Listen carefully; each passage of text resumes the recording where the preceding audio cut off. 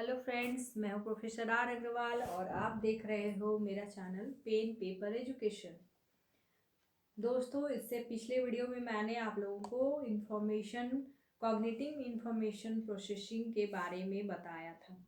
आज मैं आप लोगों को इंफॉर्मेशन प्रोसेसिंग थ्योरी के बारे में बताऊंगी। तो जैसा कि हम जानते हैं, इंफॉर्मेशन प्रोसेसिंग की तुलना हम कर सकते हैं कंप्यूटर से, लेकिन इसमें जो है और कई घटक शामिल हैं या और भी कई सिद्धांत शामिल हैं जिसको हमें समझने या जानने की ज़रूरत है। इसमें पहला है सूचना भंडार, यानी जो इंफॉर्मेशन हम देते हैं या जो जानकारी हम अपने मन में संग्रहित करते हैं, वह जानकारी कहाँ जाता है? सेंस मेमोरी में जाता है या कलेक्ट हो जाता है वहाँ पे। और यह जानकारी शॉर्ट मेमोरी से स्थानांतरित करने के लिए क्या होता है, दूसरे जगह एक समरी के रूप में कलेक्ट रहता है। यानी कि कुछ चीज़ें हमें याद रहती हैं, बाकी चीज़ें हम भूल जाते हैं। साइकोलॉजिस्ट जॉर्ज मिलर के अनुसार शॉर्ट टर्म मेमोरी सिर्फ 7+ और -2 चीज़ों को एक बार में पकड़ती है, यानी केवल 15 से 20 सेकंड तक ही किसी चीज को इकट्ठा रख सकती है या रख सकती है। लेकिन वहीं अगर लॉन्ग टर्म मेमोरी हो तो इसकी कोई समय सीमा नहीं है, यह कई वर्षों तक रखी जा सकती है। लॉन्ग टर्म मेमोरी को अगर हम शब्दार्थ के रूप में देखें या प्रासंगिक एवं प्रक्रियात्मक यादों के बीच में देखें तो इसे इन चीज़ों में विभाजित भी किया जा सकता है। जैसे पहला शब्दार्थ को हम क्या बोलते हैं? वर्ड मीनिंग भी बोलते हैं। तो जीवन भर जो भी चीज़ें हम सीखते हैं या प्राप्त करते हैं, उन तथ्यों या सूचनाओं से शब्दार्थ बनी हुई होती है। यानी कि हम जिसके बारे में, किसी भी तथ्य के बारे में या किसी भी सूचना के बारे में जो हम जानते हैं, उसके बारे में जो समझते हैं, उससे प्राप्त जो अनुभव है वह शब्दार्थ कहलाएगा। दूसरा है प्रासंगिक, या इसको हम कह सकते हैं एपिसोडिक।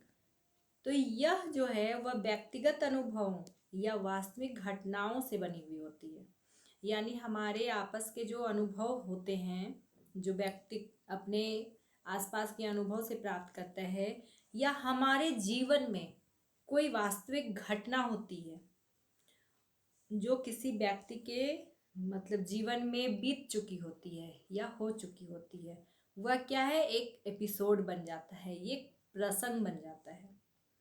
फिर तीसरी बात है प्रक्रियात्मक प्रक्रिया। यह प्रक्रियाओं से बनी हुई होती है, यानी प्रोसेस से बनी होती है।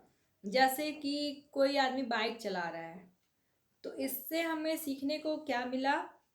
इससे सीखने को मिला कि जब हम बाइक चला रहे थे तो उसकी यादें कैसी रहीं, उसका अनुभव कैसा रहा, बाइक चलाने के दौरान क्या क्या घटनाएं हुई। इन सभी चीज़ों के प्रक्रिया से उत्पन्न जो प्रक्रियात्मक प्रक्रिया है, वही है प्रक्रियात्मक प्रक्रिया। अब आते हैं दूसरा पॉइंट, संज्ञानात्मक प्रक्रियाएं। जिस प्रकार से मनुष्य विभिन्न मेमोरी स्टोर के बीच जानकारी स्थानांतरित करता है, यानी कि एक दूसरे को जानकारी या इंफॉर्मेशन ट्रांसफ़र करता है, तो इसमें वह क्या यूज करता है? कुछ कोडिंग यूज करता है और फिर पुनर्प्राप्ति करता है, कुछ धारणाएं होती हैं। यानी कोई भी इंफॉर्मेशन शॉर्ट टर्म मेमोरी से लॉन्ग टर्म मेमोरी में भेजने के लिए कुछ टेक्निकल प्रोसेस का प्रयोग किया जाता है। धारणा पर्यावरण की व्याख्या करने के लिए संसाधित जानकारी का उपयोग किया जाता है। यानी हमारे आसपास जो भी संसाधन है, उसमें जो भी हमें जानकारी प्राप्त हो रही है, उसका उपयोग किया जाता है। इसको भी हम एग्जाम्पल से समझते हैं कि जैसे मनुष्य किसी चीज़ की रिकॉर्डिंग करता है तो उसके लिए वह सबसे पहले अपने मन को तैयार करता है, फिर उसके अकॉर्डिंग चीज़ें एकत्र करता है। वह यह सोचता है कि क्या बोलना है, क्या गाना है, यानी किस चीज़ को रिकॉर्ड करना है, उसके बारे में सोचता है। फिर उसे उपयोग में लाने के लिए या यूज करने के लिए कुछ प्रोसेस करता है, उसके बाद ही वह उस कार्य को अंजाम देता है। तो ये सारी चीज़ें संज्ञानात्मक प्रक्रियाओं के अंतर्गत आता है। अब हम आगे देखते हैं तीसरा पॉइंट, कार्यकारी अनुभूति।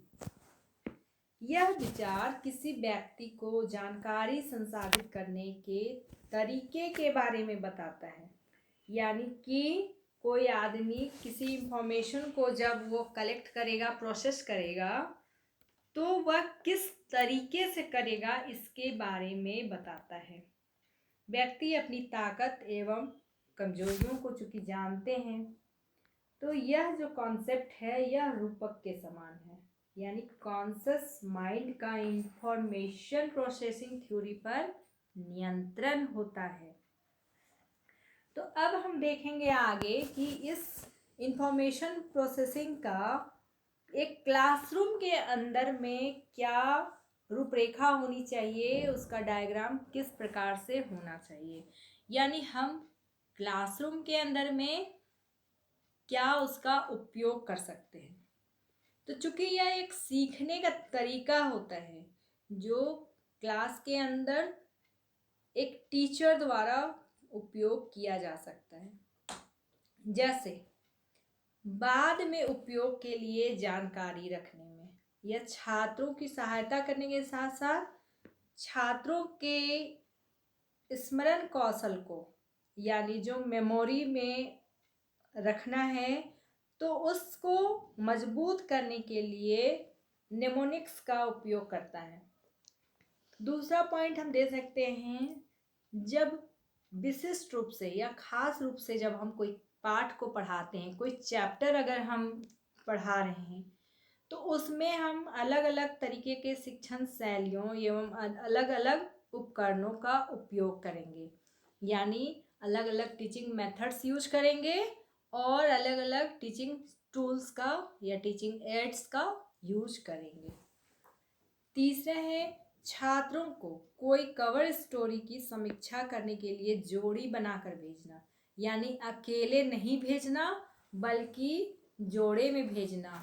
2 बच्चे हों, 4 बच्चे हों, 3 बच्चे हों, तो उससे क्या होगा, वे सभी बच्चे अपनी अपनी लॉन्ग मेमोरी का यूज करेंगे और ज़्यादा से ज़्यादा सामग्री इकट्ठा कर पाएंगे।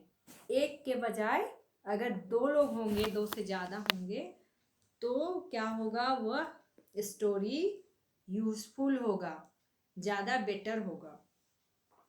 नेक्स्ट पॉइंट देंगे, छात्रों को दी जाने वाली कवर स्टोरी के सामग्री के बारे में उन्हें पहले से ज्ञान है या नहीं, प्रीवियस नॉलेज वो रखते हैं या नहीं, इसका आकलन भी एक टीचर ही करता है। उसे पता होना चाहिए कि जिस काम के लिए, जिस स्टोरी को कवर करने के लिए हम बच्चों को भेज रहे हैं उसके बारे में कुछ बेसिक नॉलेज बच्चों को है या नहीं है। अगर नहीं है तो बच्चों को बहुत ही दिक्कत होगी, और अगर है तो बच्चों को आसानी होगी।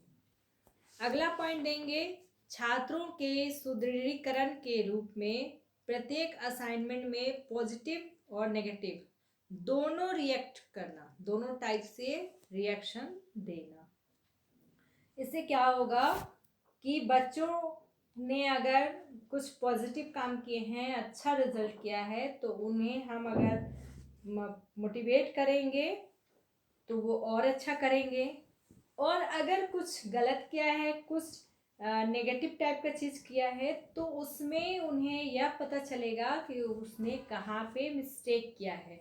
तो दोनों ही प्रोसेस में उनको कुछ ना कुछ रिएक्शन देना अनिवार्य है एक टीचर के लिए, उसके बारे में भी उसे बताना जरूरी है। अगला पॉइंट देंगे, नए पाठों को पुराने पाठ एवं वास्तविक जीवन के यादों से कनेक्ट करेंगे। यानी कि आप देखोगे जब भी बच्चे कोई न्यू क्लास में जाते हैं, न्यू सेशन में जाते हैं, जैसे 2 से 3 क्लास में गए, तो आप देखोगे 2 क्लास का जो लास्ट चैप्टर होता है उसी के अकॉर्डिंग 3 का फर्स्ट चैप्टर रहेगा। इससे क्या पता चलता है? इससे पता चलता है कि बच्चे 2 क्लास से भी जुड़े हुए हैं और वो 3 में अनईजी फील ना करे, इसलिए 1-2 चैप्टर 2 से रिलेटेड होगा। अगला पॉइंट है, टीचर्स को स्टूडेंट को हमेशा एक्स्ट्रा सीखने को प्रोत्साहित करना चाहिए और इसके लिए उन्हें कुछ रिसर्च और कुछ डेंजर वाली चीजें खेलने के लिए प्रोत्साहित करना चाहिए और यह कार्य उसे विशेष रूप से क्लासरूम के अंदर करना चाहिए।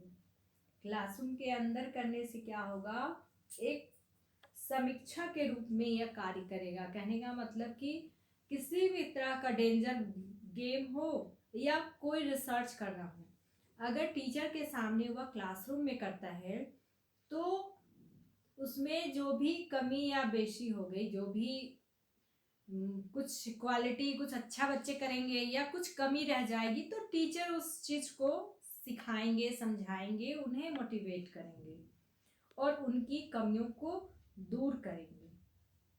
इससे क्या होगा, एक बालक अपने जीवन में आने वाले उतार और चढ़ाव दोनों के लिए हमेशा रेडी रहेगा, हमेशा तैयार रहेगा। तो बच्चों, अगर आपको ये चैप्टर समझ में आया तो हमें कमेंट्स करके ज़रूर लिखिएगा और अगर वीडियो पसंद आया तो इसे लाइक करना मत भूलना और मेरे चैनल में अगर नए आए हो तो इसे सब्सक्राइब ज़रूर करना और अपने दोस्तों में भी इसे शेयर करना मत भूलना। Thank you, bye bye.